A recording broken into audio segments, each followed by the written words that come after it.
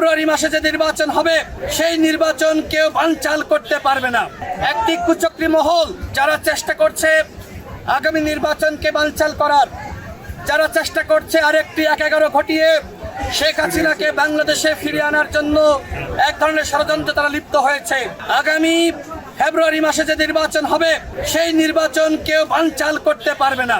কেউ যদি মনে করে আগামী ফেব্রুয়ারি মাসের নির্বাচন আদালতের মাধ্যমে রায় এনে কিংবা একটি অরাজকতা সৃষ্টি করে বানচাল করে ফেলবে, ভাই আমরা বসে থাকবো না।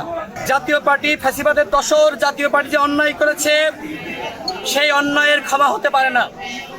দেখেন আওয়ামী লীগ যে অপরাধ করেছে সেই অপরাধের সারথি ছিল জাতীয় পার্টি।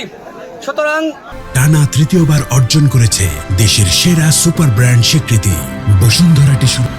আওয়ামী লীগের সাংগঠনিক কার্যক্রম যেহেতু নিষিদ্ধ হয়েছে, আমাদের দলের পক্ষ থেকে আমরা সবসময় জানিয়ে এসেছিলাম জাতীয় পার্টি সহ 14 দলের সাংগঠনিক কার্যক্রম নিষিদ্ধ করতে হবে।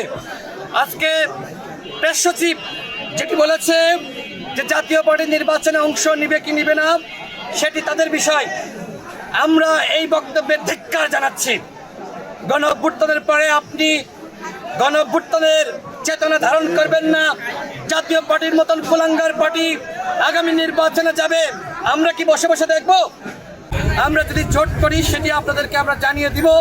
বিএনপির সাথে 2022 সাল থেকে আমরা যুগপৎ আন্দোলন করেছি, তাদের সাথেও আমাদের নির্বাচন নিয়ে আলোচনা চলছে।